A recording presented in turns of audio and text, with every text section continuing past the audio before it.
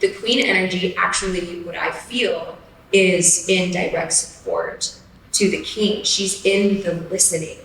She's in the more like subtle listening of like, what are the people saying? Like, what is actually coming from the heart or the womb, or like the deeper sensing of potentially what the king can't see. Hi, my name is Aggie and this is Biohacking Bestie.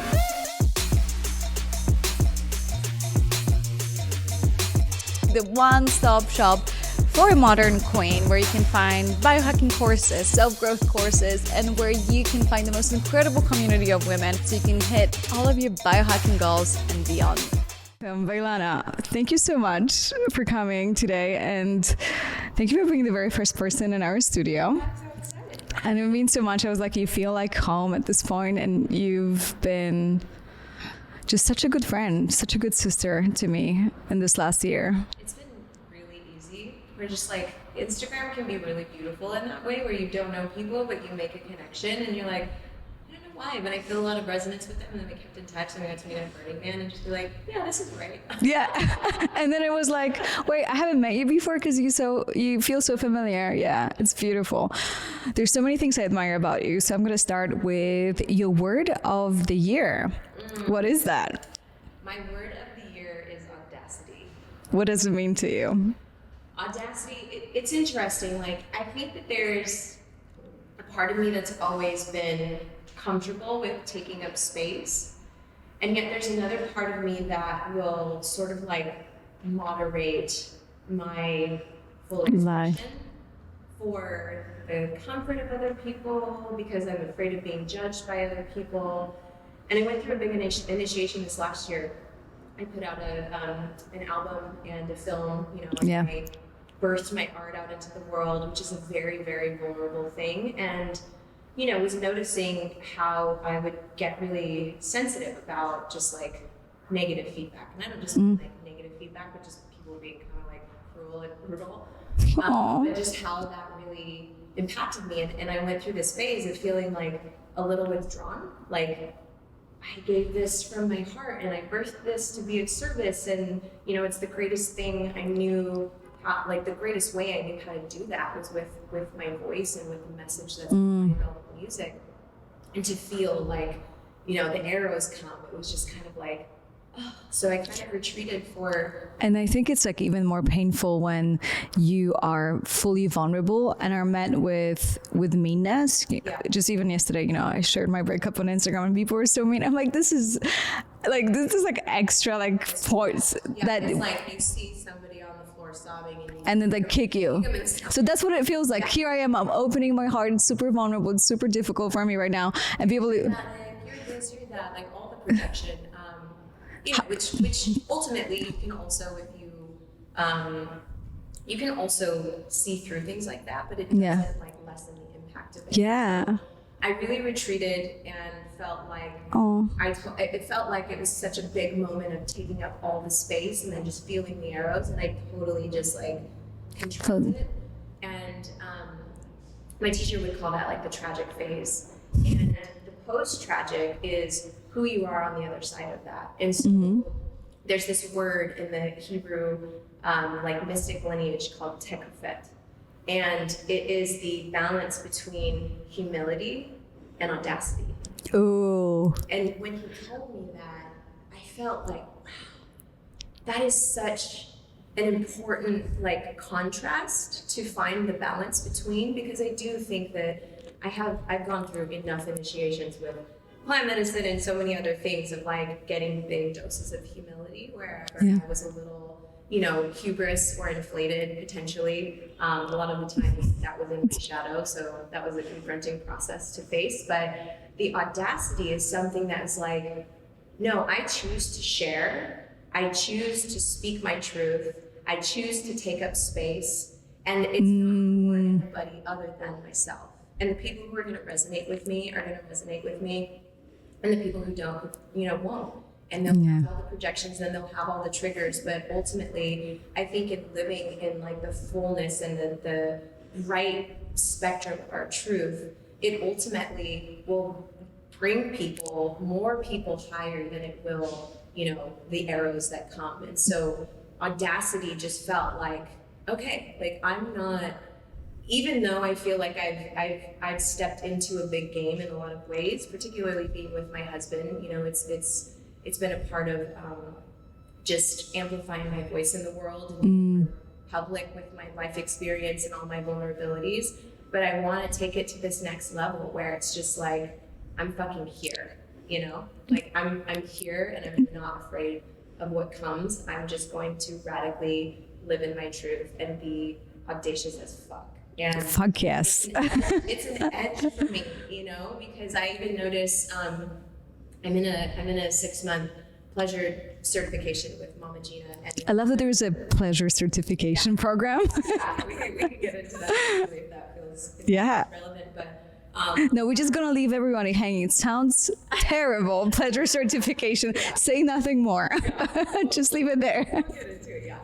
And, one of the practices of standing in your power as a woman, because as women, we so often make ourselves smaller for so many different reasons. Become passive when we actually have deep desires, to not even tune into ourselves with what our desires are. Guilty of it, for sure. And one of the practices to kind of like reclaim your power back is bragging. Actually bragging, right? No way. That's actually an actual practice. Yeah, it's a practice that we use. It's like bragging about, you know, good things, bad things, whatever is most relevant in that moment. It's part of the way that we work in the containers, bragging. And I have so many extraordinary things. Like, my life is so unimaginably beautiful, and it's not perfect.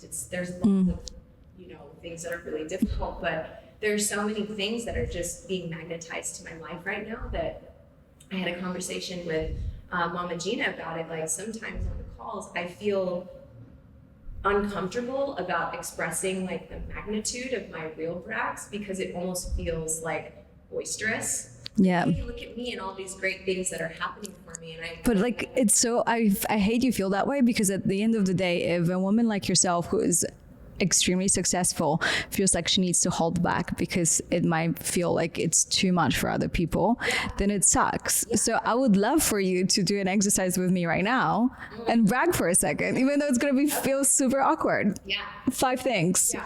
I brag that yesterday I opened with a sound healing for Deepak Chopra for South by Southwest.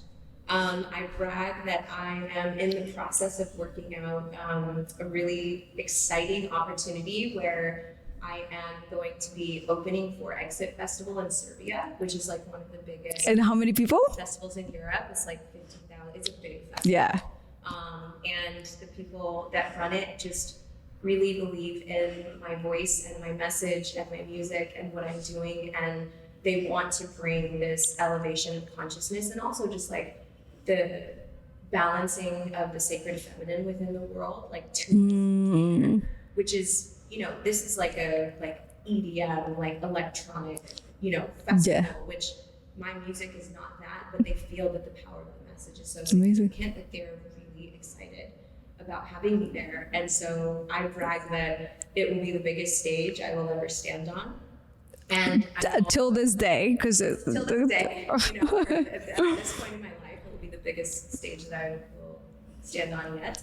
I brag that my relationship with my husband, we've been together for 3 years now, and it continues to get better, more conscious, more abundant, more free, more deep. All of the things that you could possibly desire in a partnership is what I get to experience on a daily basis. This man cherishes me. He is so, I brag that he is so in love with me. He was on a podcast. Confirming. He was on a podcast yesterday, I believe it was called Diary of a CEO, and brought up my name. And the person he was podcasting with noticed the way that he lit up. And as soon as he named that, Aubrey got really emotional. Like, he loves me so much. He writes me, I brag that he writes me poetry. I brag that he spoils the shit out of me when I've not really had much in my life. And I brag that my relationship is, you know, just beyond my wildest dreams. I brag that I finally feel like I can be celebrated and safe and fully supported in the most clean, incredible dynamics with women. I brag that I no longer feel the weight of sister wounds that I've experienced. You're touching on so many things I want to talk to you about. It's like, this is so good.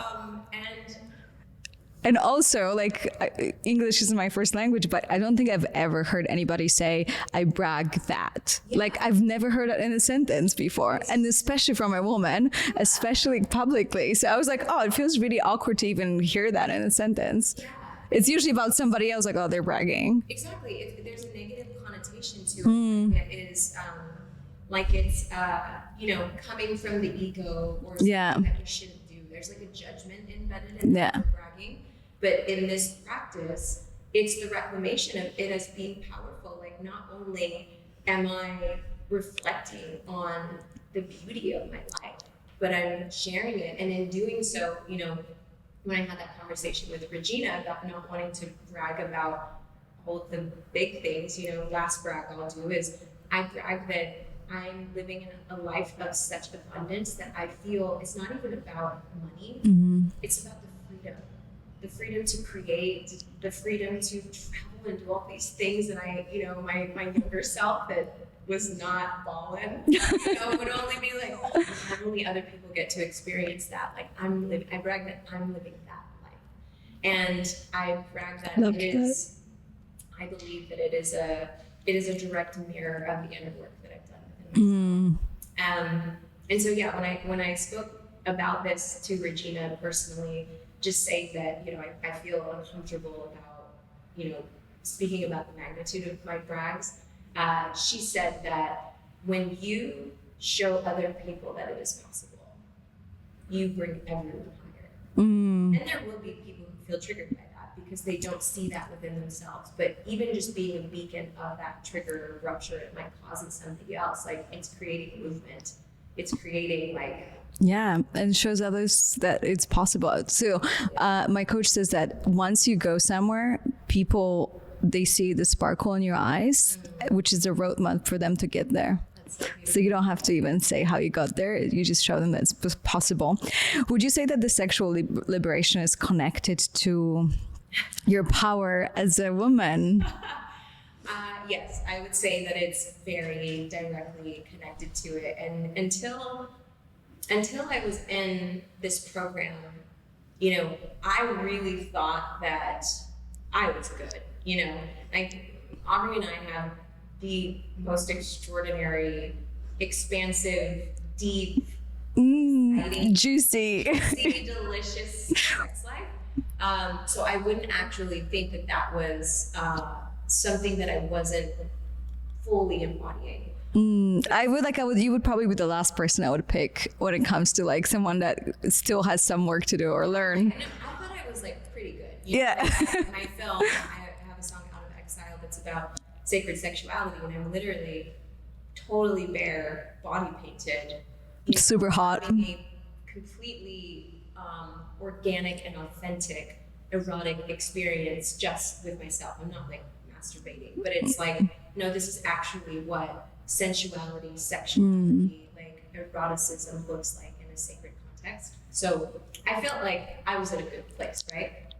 And I start this course, and I won't get into all of the practices because I'm not at the end of my certification just yet, but recognizing that like I actually am not listening to the deeper desires of pussy. And that word, even using that word at the beginning of this course, I was like, oh my God. Like, it felt like every time I heard Layla Martin or Regina say pussy, because they say it with like such a force. You're like, like I like a yoni or a vagina or something. And more comfortable. They just like say it with this power. Like as if it's balls, but like they just, But it's actually like, it's giving something that's so powerful and life-giving and literally a beacon to all of your desires, a name and a vibration. And that is such an important thing. So yeah, in the course, just all of these practices that I'm doing to really be in a deep listening to her. And I treat her as if she's like her own being. And it, you know, through the practices, like understanding her desire. And so I'm actually using my turn on as a beacon of like, what are my outrageous desires that are, you know, maybe unthinkable to even speak of, you know, and see how it feels. Like, does my pussy feel turned on by that? And like, you know, moving your hips around and just feeling the energy. And it's like, wow, it feels like creating this kind of like vortex. I love that. Yeah, it's like vortex and portal to draw things in. And so I've just simply, you know, since January, been going through all of this mastery work about, you know, turn on and rupture. And like in this time is when I've been calling in all of these big things. Like so many. And that's not a coincidence. It's not a coincidence. It's because I'm actually like in the river of my desire, because I'm actually taking the time to tune into what that is. And also listen to my pussy, which I had a conversation one day in one of the practices. Like, I think the question was, you know, if your pussy could say anything to you, what would it be? And she was like she literally sounded like a queen talking to me. And she said, like, I'm very, very in tune with my body. Like, my body is my wisdom. I can do a lot of thinking and I can say a lot of words and I can understand a lot of concepts. But when something feels right or does not feel right, I feel it in my body. Wow. Moment to meditate, to tune in, you know, like, does this feel like something that's in my highest alignment? And I ask that question, my body will tell me. Wow, Very, it's very beautiful. That's the goal. I mean, the thing is, like, we all have that. We're just so disconnected from our bodies that we just feel nothing. You're like treating it like a war course. Like, do this for me. You're not good enough. You need to lose weight. I will only love you if you give me this, this, and this. It's like having a toxic relationship with another person. Yeah, slave driving your body, and then you're like, I can't feel anything. I can't hear anything. I'm like, well, yeah, because you're just like the body. Shut off from communion with it. So that's beautiful, and I think that's another brag right there. But my pussy said to me, "You think that your body is wise. And you trust, without a doubt, in your body's knowing. I am like your body made up of 8,000 nerve endings. I am like your body on 1,000,000 steroids. If you listen to me, I will never steer you wrong." Wow. It was like get intimate with me, because like we've got work to do. I was like, wow. So how do you talk? How do you listen to your pussy? How do you even start a relationship after 35 years of being told that you wish it was penis, basically? Yeah. And I feel that it's okay to just share about this, because I know that she has it in the book, right? Yeah. The Pussy the Reclamation. So one of the things that has been really profound in this work that I've been doing is the pleasure practice. Pleasure practice is not like you go in the room and you masturbate. It's not about that at all. It's about like the subtle. It's not like line sexing or like line intimacy is very masculine. You're like, okay, we get together, you know how to push this. You go down on me, you know, maybe I'll go down on you, and you know how to. We switch, There's like a system to like these are all the steps you do, and then orgasm. It's very, very linear. It's and the goal is orgasm. The goal is orgasm. There's a goal. It's goal oriented. A pleasure practice is more like circular. It's more feminine. To where you're actually just trying to mess your body. So it's not just to messing your pussy. Like, you can to mess your skin by like doing little circles around a particular area, and then it's almost like the center of that circle is kind of craving touch, but you're not like giving it the touch, so building this charge and this energy. And the pleasure practice just really drops you into all of your senses. And so the one that I did most recently, the proposal was to actually like, it's kind of like taking yourself on a date, where I acted as if I was having some like great guest over, and the way that you prepare for when you're gonna have like a dinner party, you get flowers, you get really yummy foods, and you get like clean the house. probably my most favorite thing to eat right now is like a cheese board with like my favorite cheese. I'm obsessed right now with blueberries and raspberries and blackberries, and just having like a little, So that was yours in the fridge in Texas. yes. With nuts and with some chocolate or whatever. It's like things that like make my taste buds feel really alive and nourished, and like also just connected to the planet. Like berries just feel really sensual. Yeah. And so setting up this a lovely drink like a kombucha or something I like to drink, and setting that out and just like wining and dining myself with music. And not shoving food down your throat and like rushing. Taking my time. I'm in my own space. I don't have anywhere to go. I'm not trying to impress anybody. I'm doing this entirely for me. So I take my time, like eating every bite. I love having like the perfect bite of like blackberry cheese and like cashew or macadamia nut. Just like, you know what it reminds me of?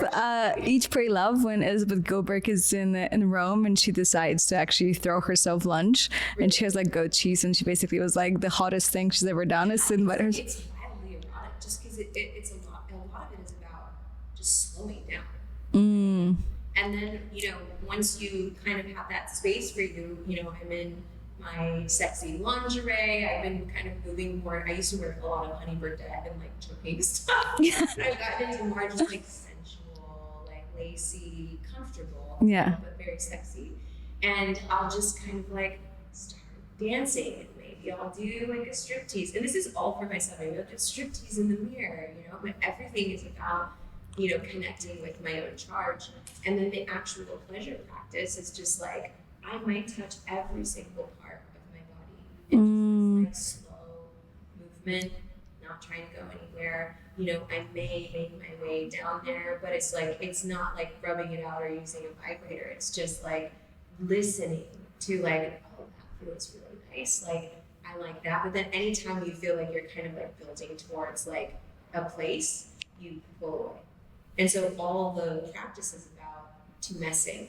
And it's not about like you're actually not supposed to orgasm in the practice. And so just doing that, wow, and then coming out of that experience, I'm like, man, I feel like dancing all over. I want a glass of wine, Yeah. I will be intimate afterwards, and it's like so much deeper and like electrifying in my whole body, because my body is just like primed for intimacy. And so yeah, the listening, like another thing that we'll do is just like take your hand and you just put it there, and you put it on your pussy, and you're just like, what does pussy want? Like when we speak outrageous desires often, I have no idea what I'm going to say.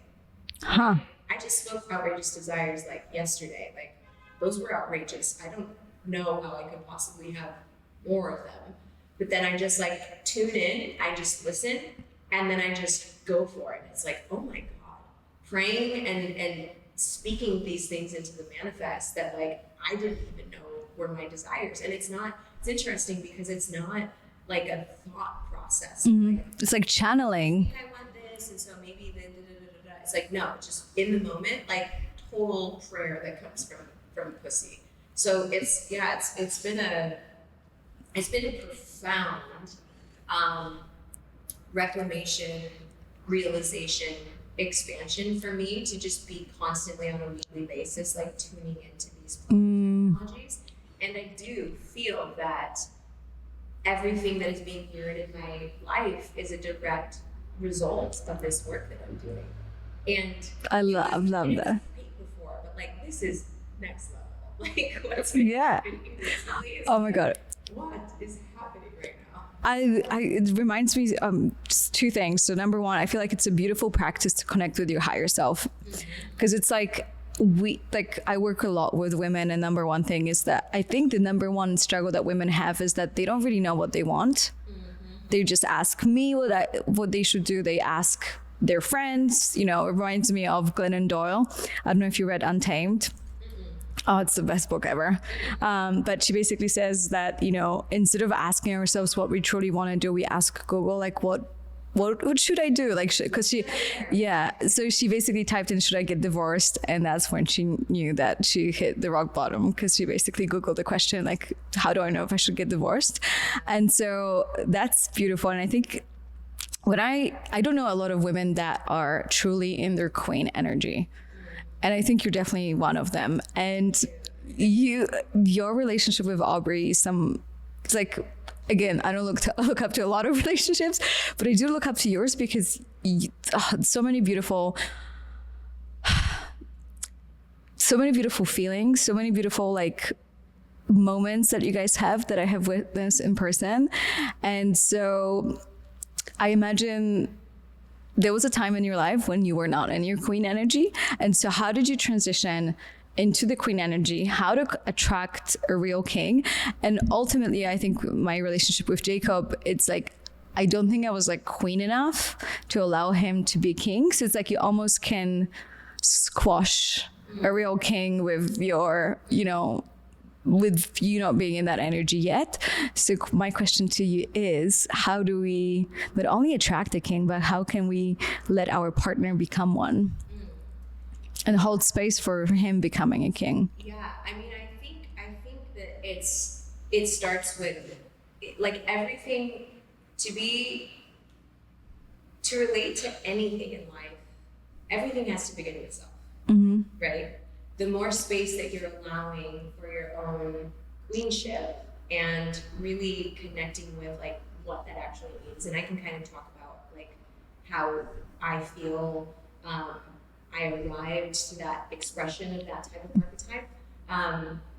But it really starts with self. And my path was not easy. You know, I spent all the way up until 3.5 years ago, completely not in my queen. Very in like princess, not empowered, not connected at all with my desire. I mean, in my 20s, I was kind of I'm a Gemini, so I was like really good at chameleoning myself to whatever the situation wanted. So like, it was kind of, it wasn't as aggressive, but like that movie Runaway Bride, where she has like no idea what kind of eggs she likes, because she just eats whatever kinds of eggs the partner eats. Oh, that's so funny. Yeah, she has like gets engaged to all these guys, ends up running every time they're about to get married. And she just becomes a different person with each one of them, and she's capable of doing I definitely can see parts of me that can. There's no true sense of self. And so. So how do you take your eggs now? I mean, it changes day by day. I don't feel like I'm the same thing. I love soft boiled, but. I like over medium. But, you know, going through the contrast of being really disempowered, because I always give my power away to my partner's desires. Like, even if they ask, like, what do you want to go get to eat?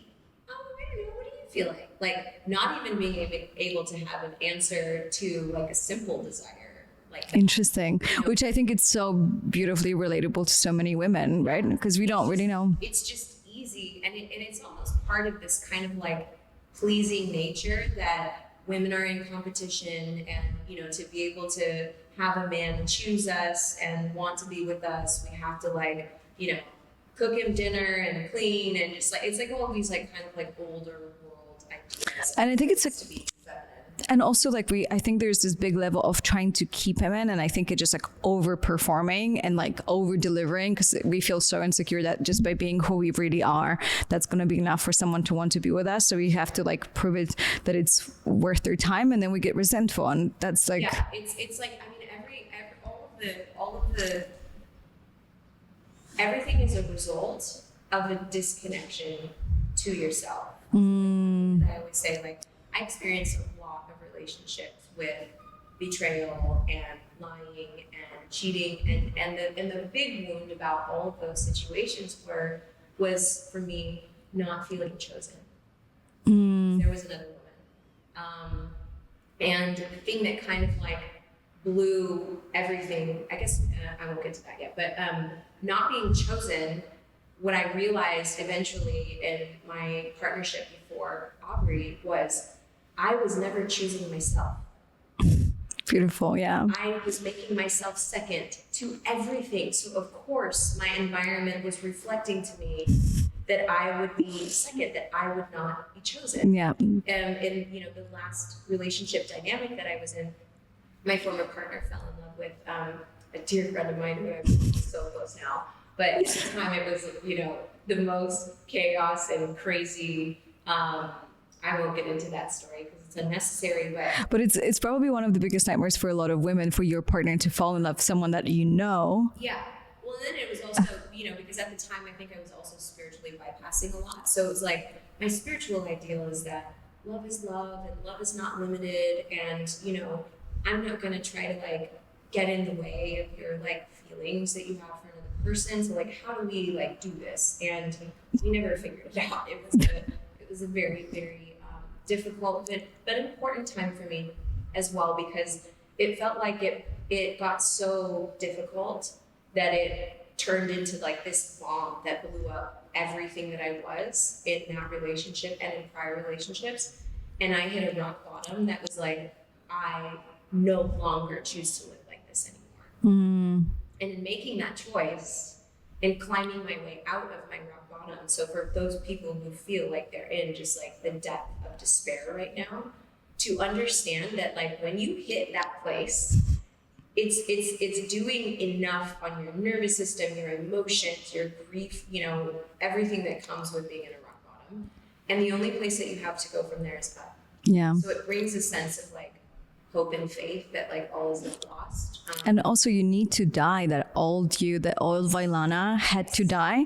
And so I think for me, rock bottom is a lot of times just that feeling of death, and you get depressed. You want to consider suicide because you have to die the way that you were there, The part of you that how you are relating to yourself, and that part of you has to die so that you can give space for creation. Yeah. So that you can actually find yourself and create the space for the type of relationship that you want. And so that relationship was rock bottom moment. And then as I climbed my way out of it, what I decided is I'm going to really focus on my sovereignty.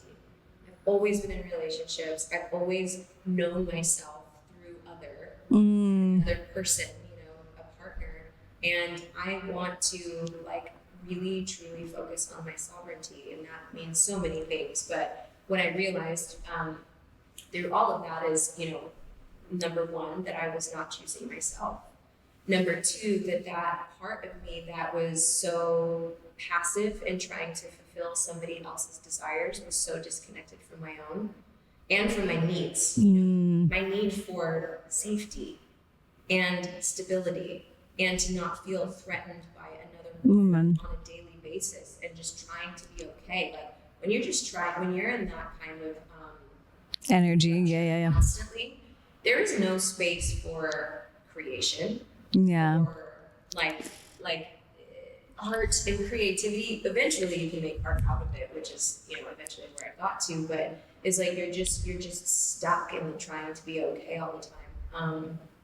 But yeah, so how can someone like this can go from deep insecurity, you're being cheated on, and within a couple of years, not even, are in a place with a real king when it's so weird because Aubrey's surrounded by women and you don't have an inch of jealousy.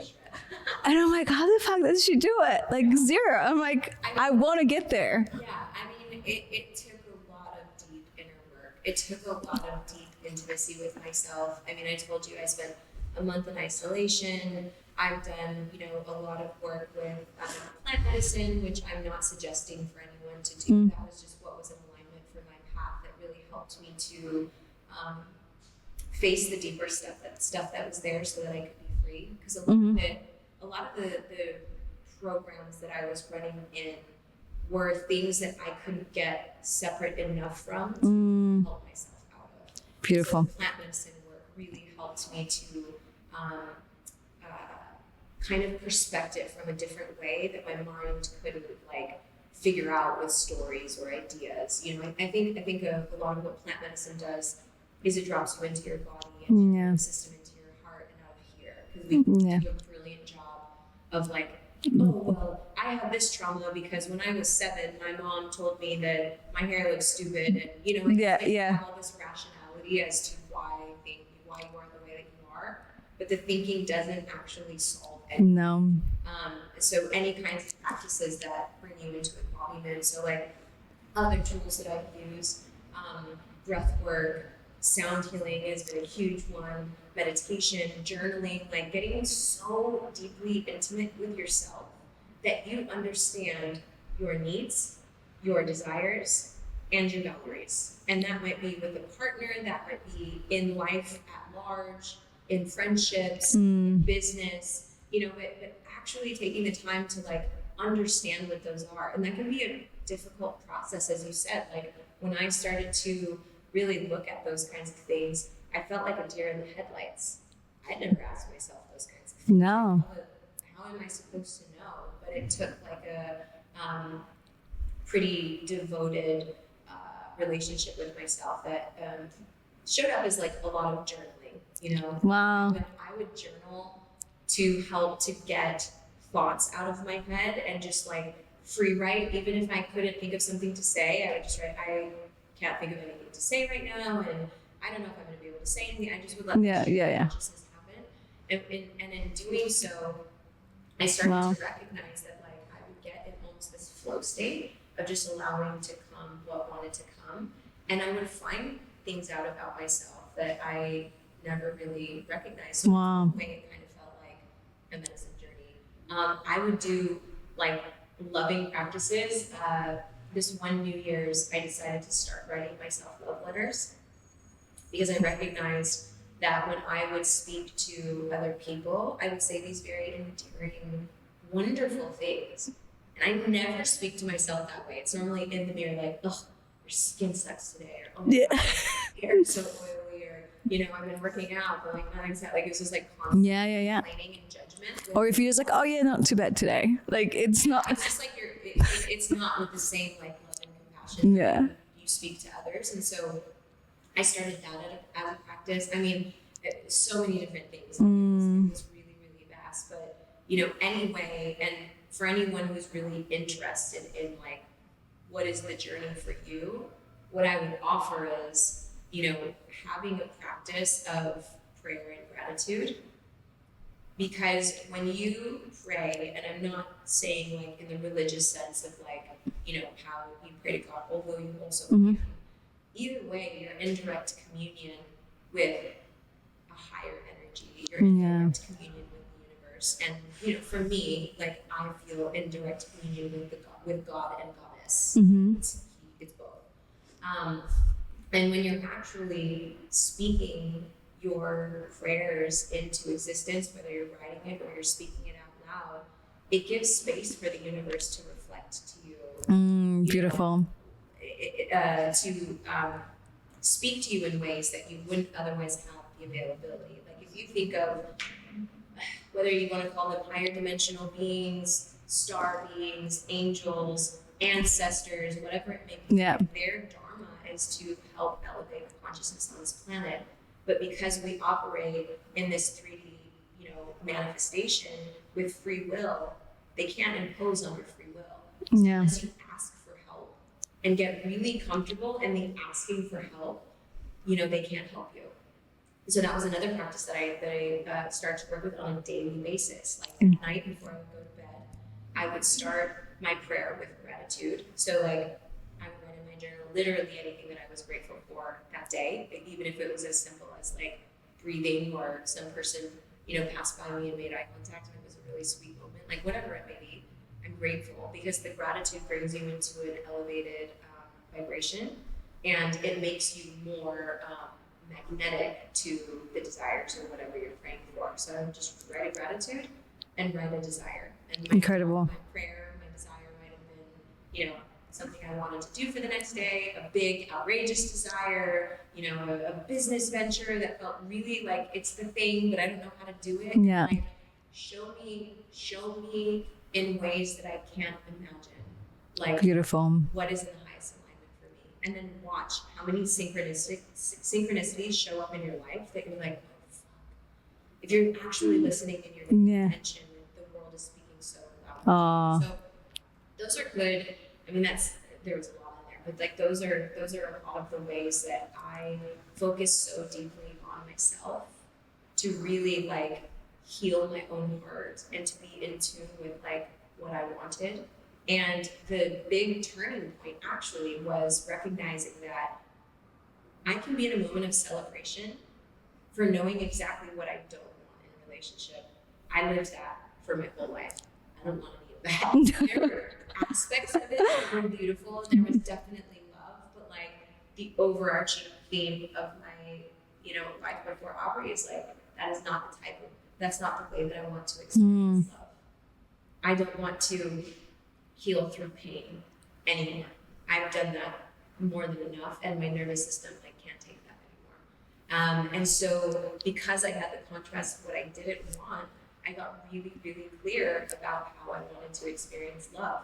And it was not, I want to manifest a guy who makes this much money and he has dark hair and this color eye. There was like nothing about surface level like image or all these like material things. It was like, I want to be cherished. Like I want my partner to come up behind me when I'm washing the dishes and just hold me, not because I asked, but just because he loves me and because he wants to, and because he knows that my love language is touch. I want to deepen my intimacy and my sexual relationship with my partner instead of needing to, expand it out into like polyamory and because that just didn't work for me. Yeah. It's way too sensitive and it's just it was a lot energetically for me. And I'm not saying that doesn't work for people. Like I think there are legends on this planet who do that and they're happy. It wasn't for me. And honestly, like it wasn't something. And that was a big shift for Aubrey as well, right? Because he was like the polyamory guy. Yeah. It's like, well, going on podcast telling everybody this works. It wasn't something that he could ever really like fully thrive in either. So I just got so clear about it, and I'm like, universe, I don't care how this happens, when it happens, if I need to be alone for a long time. Like I've done so much work to feel so happy just with myself. Like if I have nature and my journal and music and your sound bowls, like I will have the best time, funniest, adventurous, most rich time. Like I took the time to be so comfortable with myself in that way. It's like it's a superpower because everything else is a bonus. So beautiful. Being in that place that feels like almost unfuckable, right? And however this relationship comes to me, I trust that it will. I have absolute faith, and I refuse to pour myself into anything else that is not that. Wow. And clarification of my desire of the relationship that I wanted was like pristine. And I even expressed it to my former partner and was like, this is how I want to experience love, in my life. And I'm not asking for that from you, but just so that you know, like, this is what wow. And I, for the first time, had a model of a relationship that I desired. I have a couple of friends, Dan and Micah, who live in Austin, that for the first time I saw a relationship that I was like, damn. I want that. I want that. And if it's not that, I don't want it. So that also helped me to clarify my desire. And, it really I don't know that it works this way for everybody, but it manifested fast. Wow. Almost a little bit too fast. No, I love it. But it's so funny because I think a lot of times when women complain like, oh, I can't find a king, I think there's, like you said, it's starting with yourself and knowing that for you to find a king, you need to be in your queen energy as well, because it's like a true king would also want to be seen and supported, right? So like, how did you bring out the king energy in Aubrey, and how do you cultivate the space, your home, and yourself, that he feels supported and like a true king? Yeah, I mean, it's interesting because I think even before him and I were together, he definitely embodied like a very strong king energy. So I wouldn't necessarily say that's something that I brought out in him. But I do feel like it's something that I have nurtured and helped him to expand. And I mean, I actually feel like the queen archetype, which is really fascinating because I think people use this, I think people use the word queen when sometimes they actually mean king. King is like, it's the kingdom. They're the ones that are taking the action, making the decisions, listening to the people and creating the kingdom that everyone can live and thrive.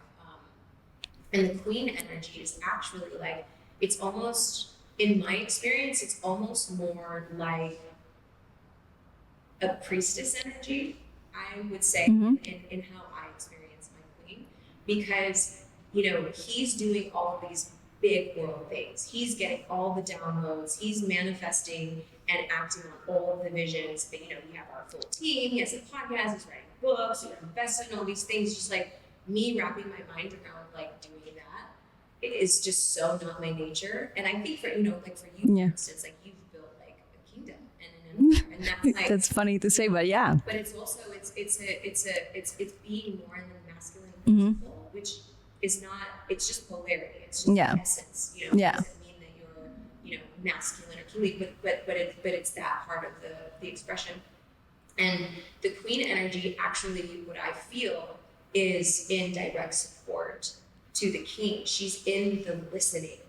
She's in the more like subtle listening of like, what are the people saying?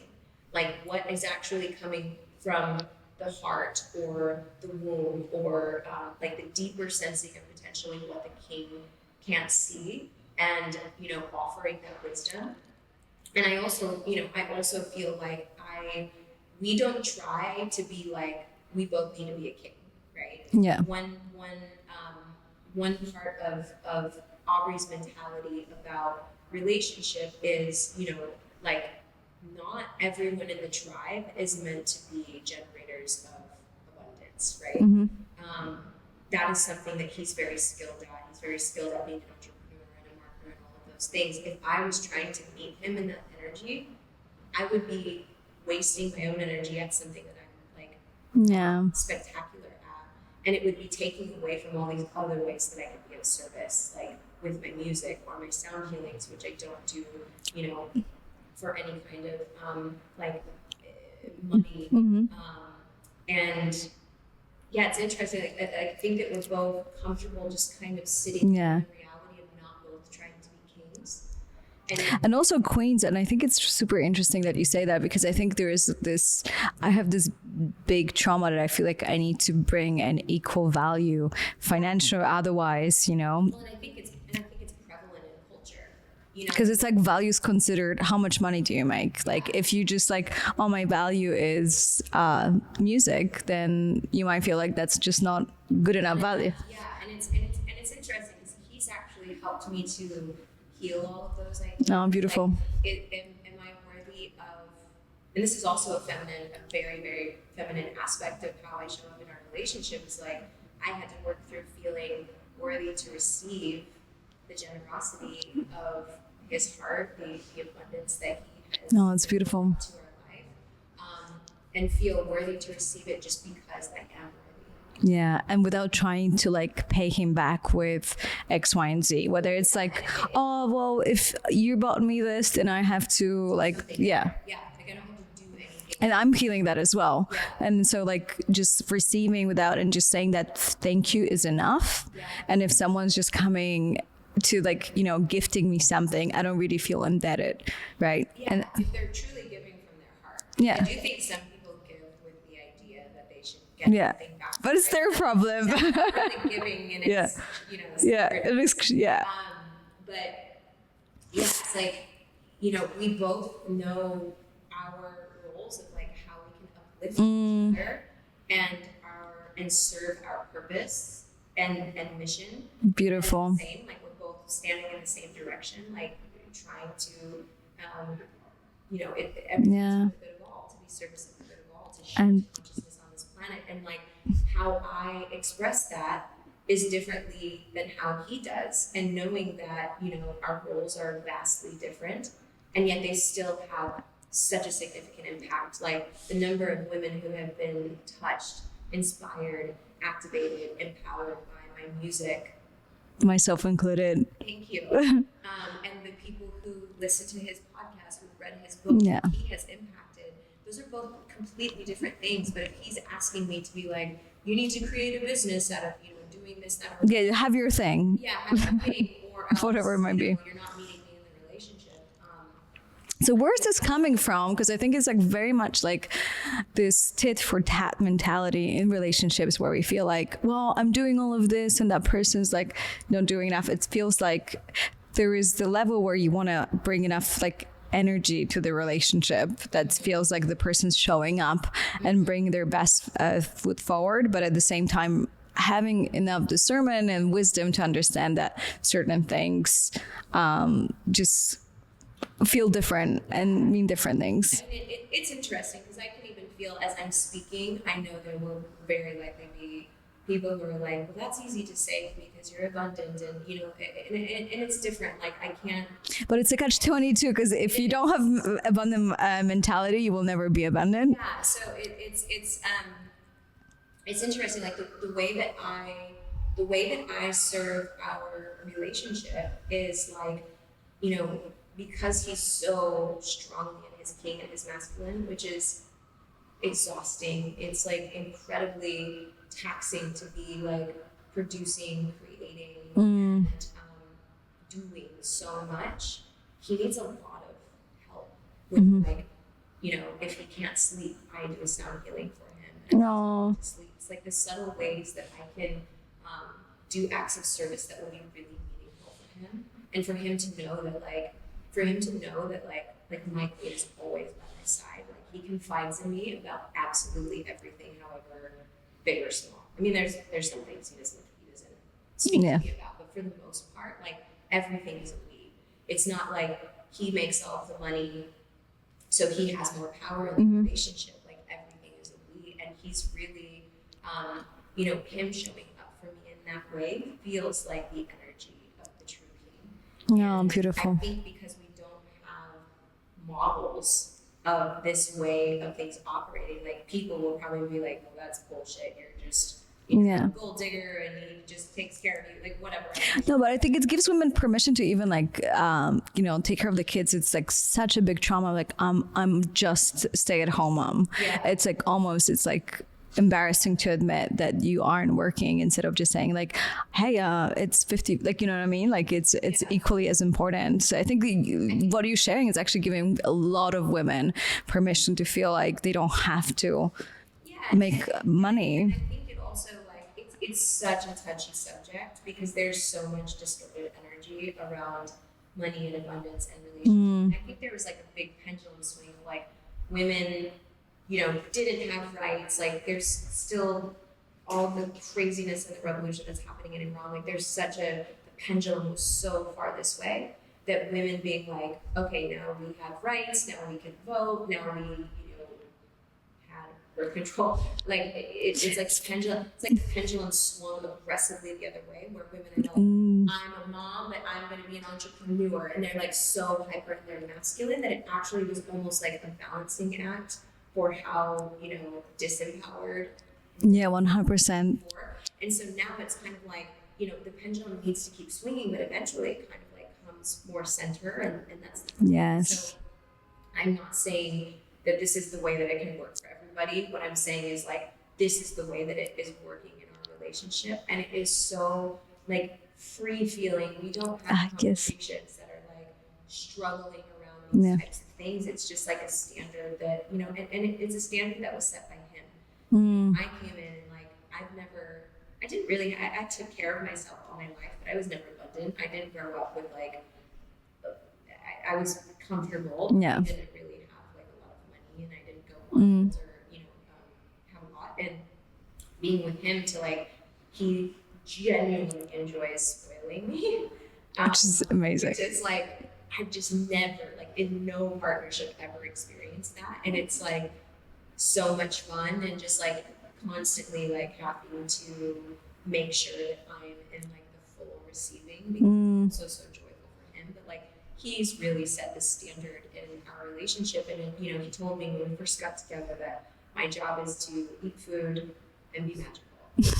Wow. I'm not doing either of those things, you know, and it's interesting because you would think like, I love that he actually said eat food. yeah, I'm not the greatest eater. If I'm not like fed, I'm sometimes really bad at eating. But he setting that standard where I have ultimate freedom. Like I could just be lazy and not do anything. But instead, because I had that space, I built myself a studio. I learned how to record music. I started putting sound healings on Spotify, and then all these other things started, you know, coming about. Which, you know, again, I'm very, very blessed, and I've been in a place of abundance to be able to do those types of things. But I think just like creating a conversation around the curiosity of things potentially being a little bit different. Yeah. I think women, you know, being in a partnership where a man is more wealthy, there's also all like the negative connotation. Yeah, the power play. Yeah. Okay, well, I'm gonna do it. There's just like, But it's this, the type of women that I'm like overly independent because I don't want to be called a gold digger, you know. And I'm like,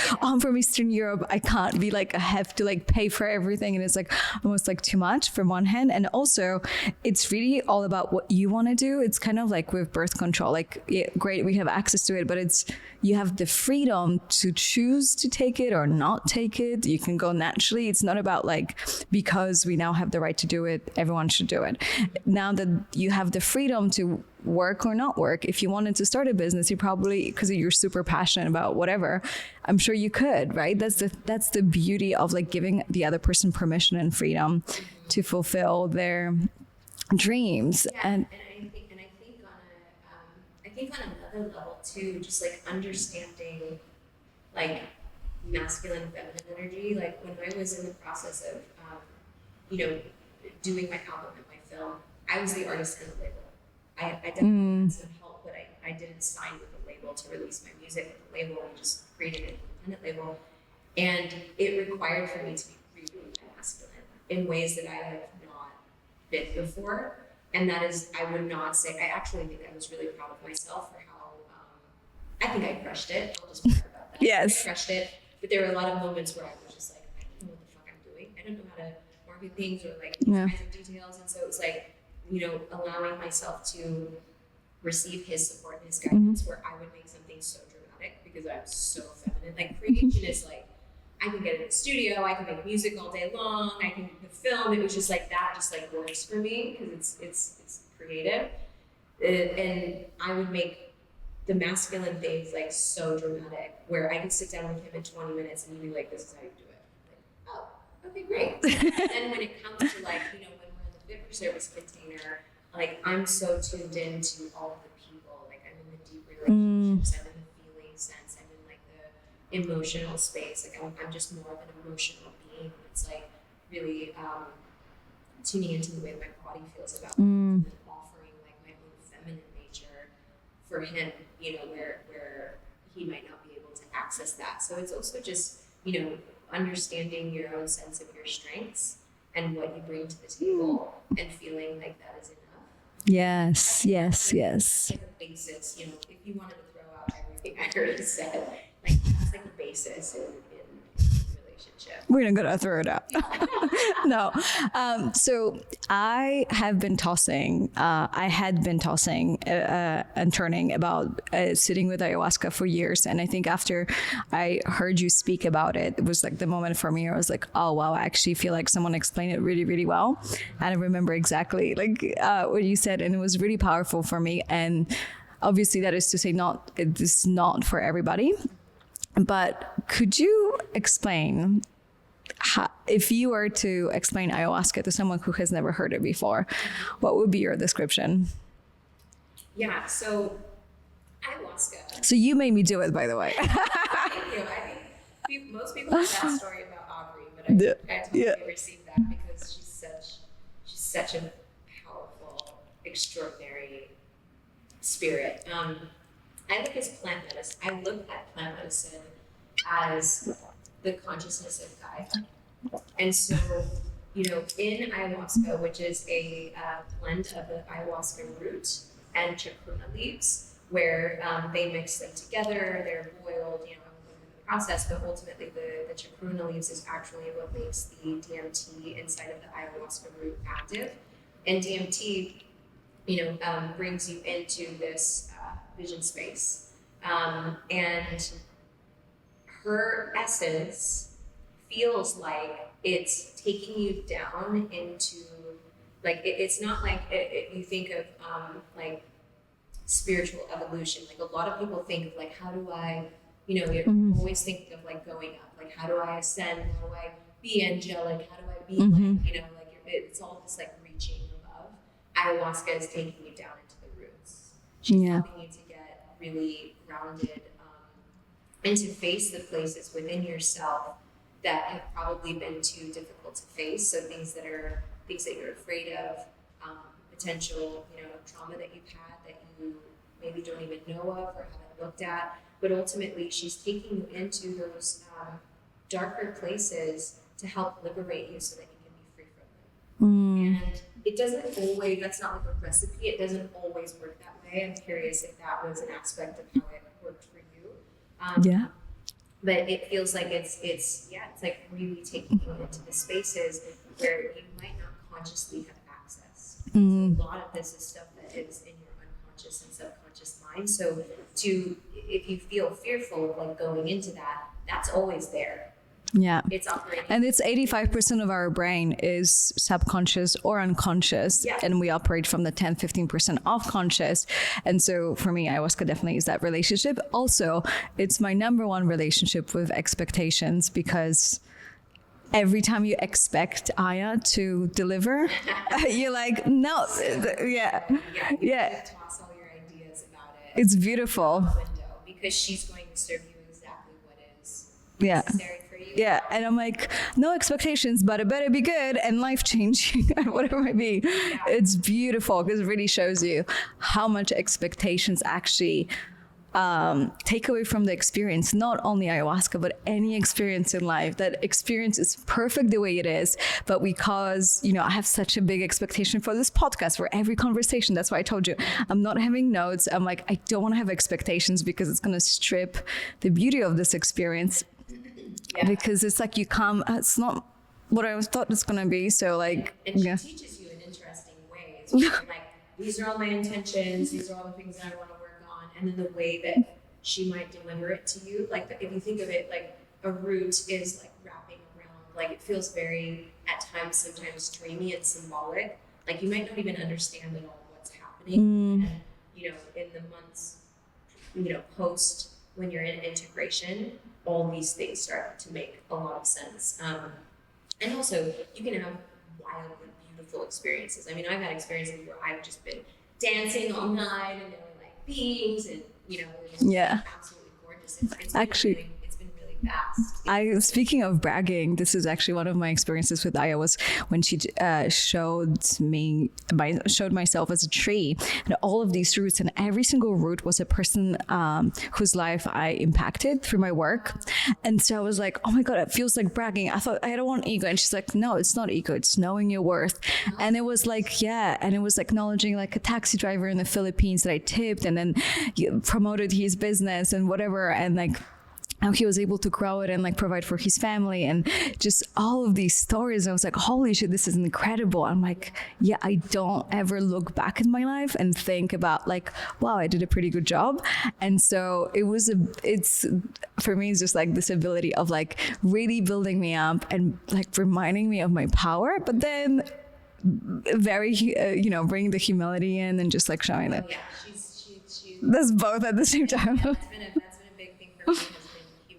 Like if you think about the shadow is what you can't see, right? So it's things that are operating like pretty much always.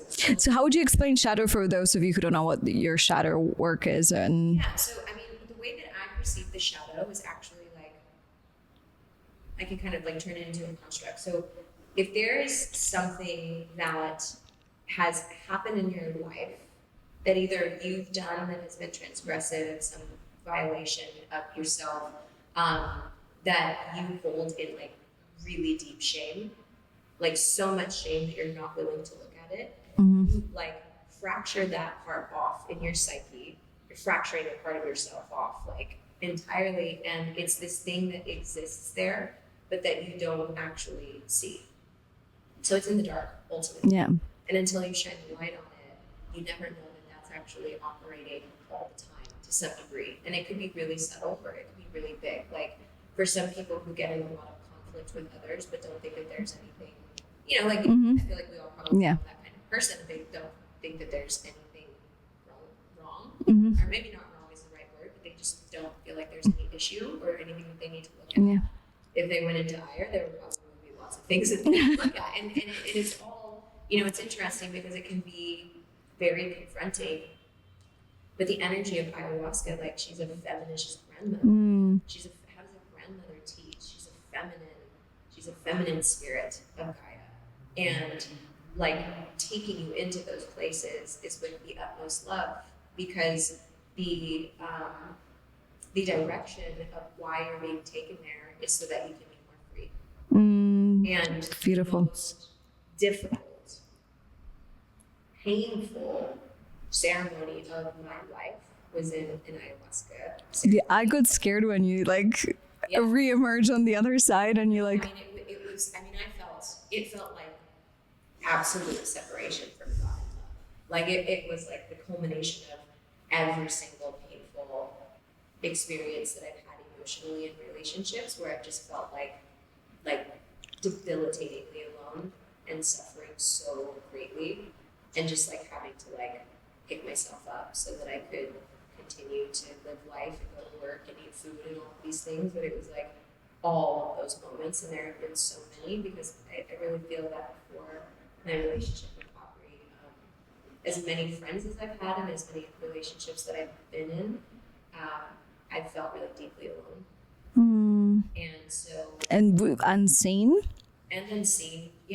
alone, unseen, isolated, guarded, and what the journey showed me was really that, like, and some of that, you know, was created by myself to some degree, or I mean, really, if I'm taking full ownership, like that was my safety mechanisms also kept me. But I had to face and feel all of that energy in my body, all the ways that was stuck in my nervous system, and just weep for hours and hours and hours, just like over a purge bucket, just like, and I couldn't move through it by myself, and ultimately was like psychologically calling out for help, which then, you know, I did have some, you know, people come over and really like help be there with me in my suffering, and I realized for the first time in my life, like, nobody's actually really witnessed me and how deeply I've suffered, and just feeling like I wasn't alone in it was like what helped to get me to start to come back to myself, along with Blue doing, you know, magical witchery. on me. But yeah, I mean, after I went through all of that, my nervous system was shaking for hours. Wow. It's like you know when a dog runs it, it's like yeah. The shake. Breath work, or like a dog runs into a door and they like shake it off. It's intelligent. And so like I never put it together that dogs do it. Yeah, dogs do it. Like even my cats, when they get in a fight with each other, or if I like pet them too aggressively and they're like not into it, they'll shake it off. It's the funniest thing. But so my nervous system was shaking it out, and I woke up that next morning and I could feel like I will never be the same. Wow. I'll never be the same. I went from Aya showing me how much that I did not trust men. I did not trust women because of all of the, you know, trauma from relationships. And I didn't trust life. I had a resentment towards life for some so many people can relate. I know. God, like, what actual fuck? Yeah. And remember all of these, like, deeply traumatic, ridiculous experiences, to waking up the next morning, and I decided to wear all red because I knew, like, that was my rebirth day, Ooh. 2021. And wow. You know, so that was another big way that I have also allowed Aubrey to come fully into his king, because before Aya, a lot of things were coming up where it was really like highlighting and shining light on the part of me that did not have the capacity to fully trust him. As deeply trustworthy and wonderful and reverent as he is, like, my body was not there. Because sometimes it's not about the other person, right? No. Sometimes it's about us and how. My consciousness felt safe. I knew I was safe, but my body was like, yeah, my body's still at just such deep trauma embedded in my nervous system. And so doing that big inner work that, you know, as I said, it was the most painful, difficult ceremony I've ever had, but to like come out on the other side of that and really feel myself and live from this place of like how you said, when there's all these women around Aubrey and they're gorgeous and you know, sensual and cuddly and all the things, and I'm just like, and you're like nothing, and I'm like I'm more jealous, and that's not even my husband. So No. that's also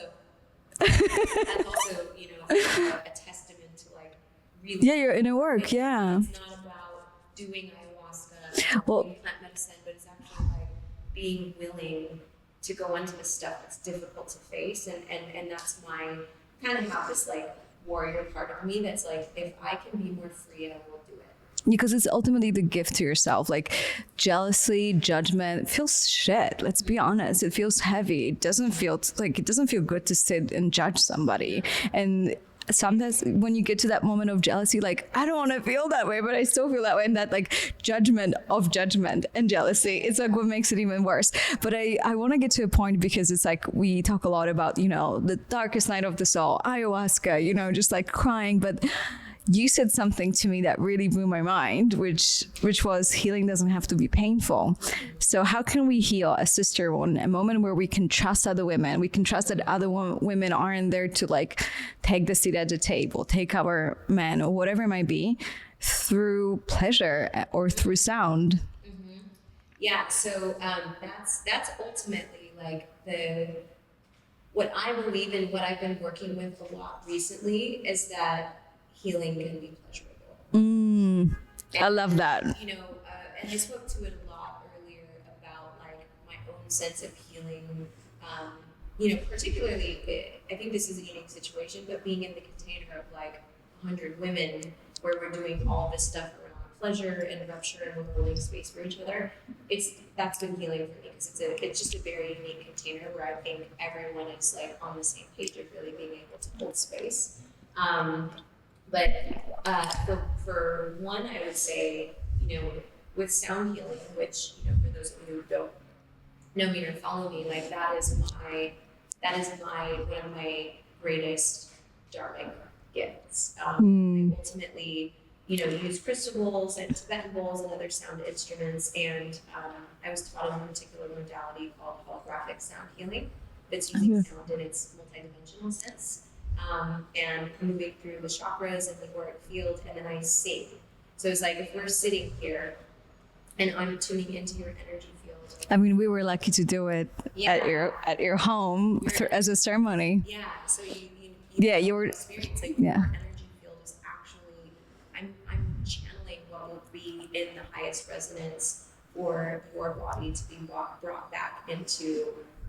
It's almost like if the piano is out of tune, you know, you hear it. Yeah. He's playing it, and that happens in the body when we have trauma and you know, emotional things that we haven't resolved. Like, they show up and they manifest in the body. And what sound healing can do is it's through the law of resonance. Your body wants to resonate with what I'm singing. Wow. And so it's bringing you to a place where you're actually on a vibrational level, living in more resonance and more truth. And so, I mean, sound healing has been, and it probably sounds really woo. There's a lot of research. If you look it up, there's actually a book by Dr. Coleridge Chaudhary called Sound Medicine, where she gets really deep into why this works and all of the scientific studies that back it. There's work by Jonathan Goldman and Sylvia Nakash. It's like, we're just beginning to scratch the surface of why this is so impactful. I love that, because I think it's with every, sorry to interrupt, but like with biohacking, it's basically like, people knew it for thousands of years, like whether it's in Tibet or whatever, like it's been a thing. And then science comes out and like brings like scientific proofs that it works. And you're like, the Tibetans were like, yo, like we've known this about for like 10,000 years, but all of a sudden people believe, but it's a Western mindset, like science is God. So Yeah. unless there's proof for something, it's difficult for people to just really believe something Yeah. is possible. And ultimately, it's helpful because what I've seen through so many journeys that I've had recently is that belief is everything. Your belief field is exactly the type of life that you will experience. And it's so important. So the fact that science is helping to show data and numbers and, all the stuff around like what this is actually doing to the body, it's helpful because it gets people to believe. Also, if you just experience a sound healing, for anyone who's interested, I have sound healing on my YouTube, which we can, I'm sure. Yeah, we'll link it for sure. Yeah. You feel it viscerally. I did a sound healing yesterday for opening for Deepak Chopra for South by, and there was a number of people in that room who had never done sound healing before. They had no idea who I was, and they were like skeptical. Like, for the first Oh, I was skeptical for sure. So yeah. I was like, what is this girl doing? Like speaking these weird languages and whatever. But ultimately, like the space after about like 6 or 7 minutes, I could feel the space fully open. And offer that to people that belief is everything. So like if you believe that quantum healing, quantum expansion is possible, like your belief is directly going to move through my voice and what comes through. And I felt this moment where just everything opened up. And sounds that were coming out were profound. It felt like reaching this like different dimension of frequencies. But just understanding that like in a sound healing, you do not have to do anything but be open, curious, and receive. It is not about thinking your way through anything or trying to have these like visions of flying with angels, although that happens to my mother-in-law like every single time she's on her journeys or like ayahuasca journeys. Amazing. But there's no right or wrong way to do it, and there's no language barrier. You don't have to, speak Spanish or anything. Like it's just like sound is a universal language. Everything is vibration. Our bodies are vibration. This table is vibration, different density. The water in our body, which we're like 70% or more, like the way that sound, if you watch sound like move through water, it conducts like through water stronger than it does like your tissues. And so like we've seen the studies where they'll do like mantras or prayers or play music to water, and then they show how the crystalline structure changes. That's happening in your physical body, and you don't have to do anything other than just simply receive. And which, by the way, is a big struggle for a lot of people. so it's also a great place to take the opportunity to learn, and get really, really good at it. Because what if something could penetrate you down to a particular level that is not invasive, that does not require, I'm not saying that sound can, cure a broken leg. However, they have found that ultrasound can actually shrink like masses in the body, and ultrasound is just inaudible sound. It's vibration. So they are actually already using sound in these different ways to do like physiological, biological things on the body. And so the way that it works is through your prayer and intention. There was a study that I read in a Jonathan Goldman book that, different cultures across the world have different ways that they look at how the body like receives energies. In Eastern culture, they have dantians. In Hindu culture, there's the 7 chakra system, which we've like widely adopted in the West. But none of them are the same. But they found that across all cultures, it works. Like in the way that I work, I have 7 bowls that are all the C scale. So the root chakra is C, the sacral chakra is D, E, F, G, A, B.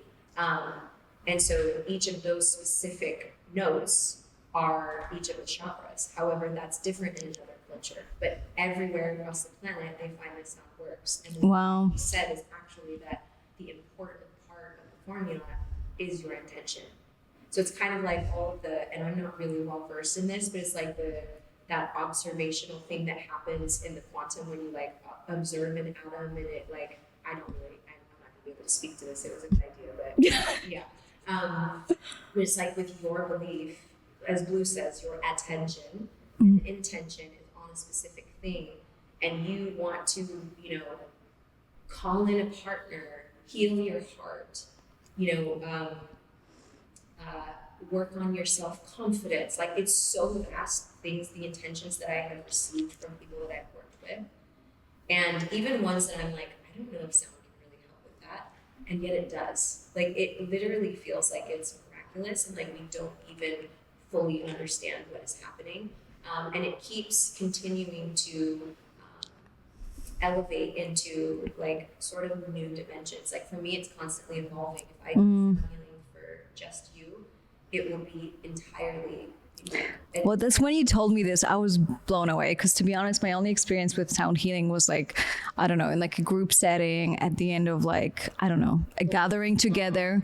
Yeah. And I was like, oh yeah, it's kind of cool. But like, I didn't really felt healed until we had like a one-on-one experience together. And I just remember like how my body was moving and how it was just like, I felt like that sound was my energy, which I don't know how you do it, but it was impressive. It's your unique essence. And when you're doing it in a big group as well, there's just more energies. It's like whatever is in the highest alignment for the collective field. So that's not going to be as specific. Yeah.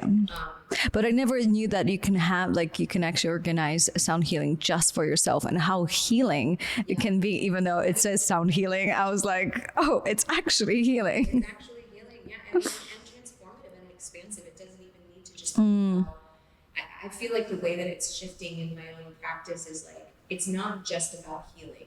Like, when I used to work, it felt like it was very lower chakras, like safety, you know, confidence, empowerment, creativity, sexual energy, and it feels like it's starting to shift more into like a little bit more of like the upper chakras.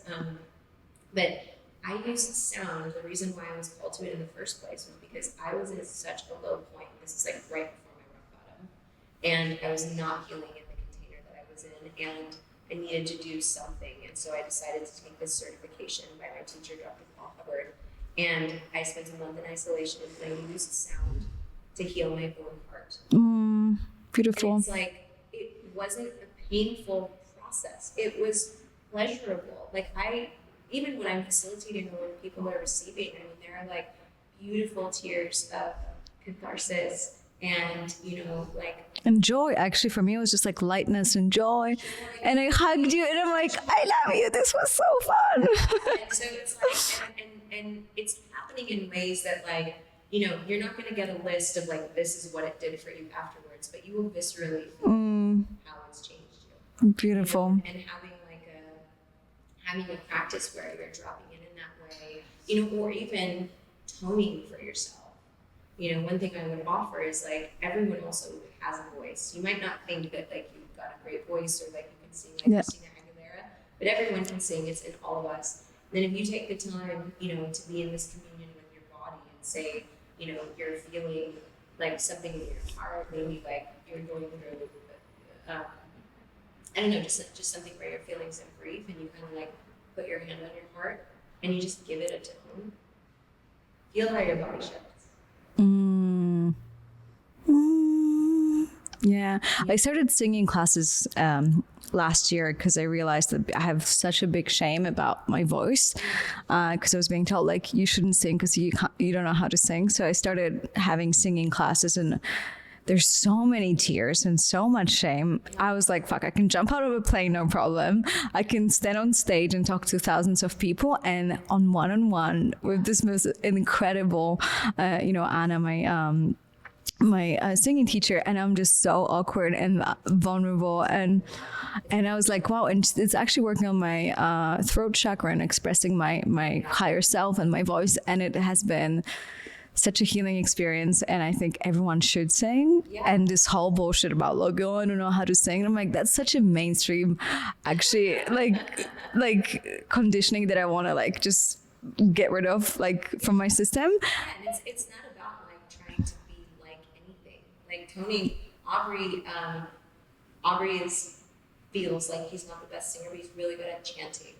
you know? So like, even if you're like if you're just oming different tones, like it's not about being beautiful or melodic or, you know, harmonic. It's just about like, what is the tone that is like naturally coming. Beautiful. It's a really great way to work with your higher guidance. Beautiful. If there was one thing, just to wrap it up, there's one mainstream advice that you wish you could delete from the consciousness of the planet and replace it with something more empowering that has served you, what would you say that would be? That's a very tough question. Man, something to delete.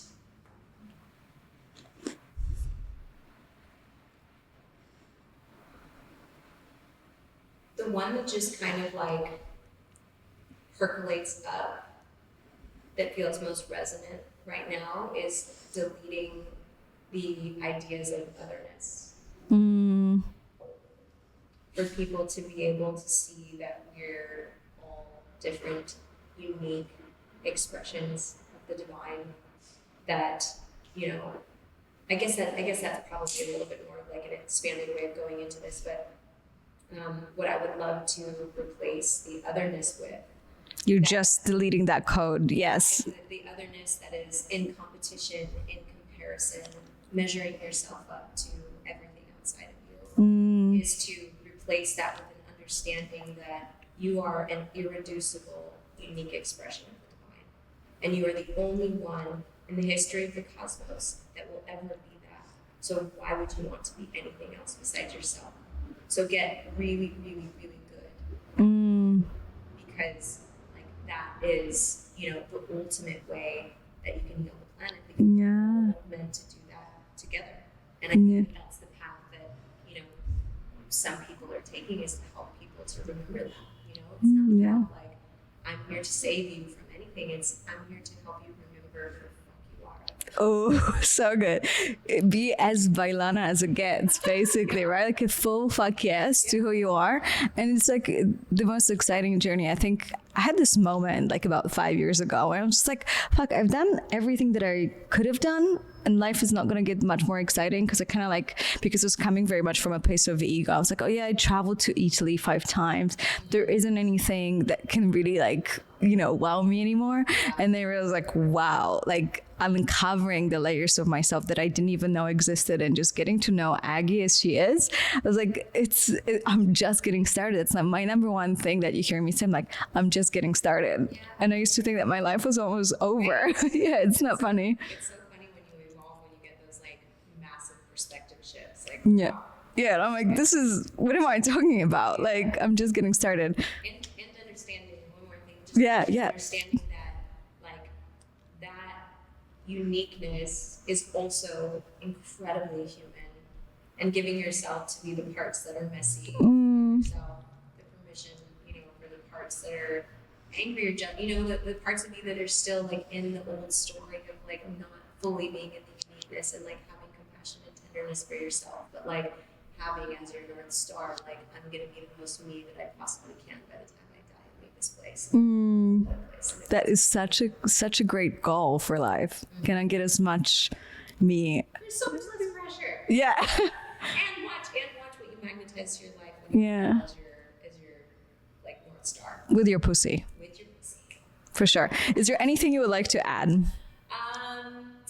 Yeah, I guess just where people can find me. Yeah. It'll be in the show notes, but if you're interested in following me on Instagram, I'm at Vylana, Vylana. First name, Instagram club, your handle. Thank you, Aubrey, for that gift. I have a bunch of music on Spotify. My artist name is Vylana. I have my Rise of the Goddess film. If you want to see that, it is the greatest piece of art Beautiful. ever created. I've poured my whole heart and soul into that. And that's going to be youtube.com/Vylana.com. And then Vylana. youtube.com/Vylana. I put those together. And my website is Vylana.com. That will always just have any of the offerings. I'm going to be doing a lot of offerings with other women over this next year once I'm done with my certification. So if you're interested in any of these topics, like I'm going to curate those containers where we can guide women really, really finding themselves. I'm signing up as your guinea pig. If you need to test some, yeah. Speak too. So. Oh, I love you so much. Thank you for being so unapologetically yourself and so warm. And I followed you on Instagram for years, and there's always this level of like, I wonder if she's different in person, and you even sweeter, warmer, and like confident and like just considerate. Like, it's honestly, you have been so important for my healing in the last couple of weeks. So I'm very grateful. I love you too. Thank you for watching.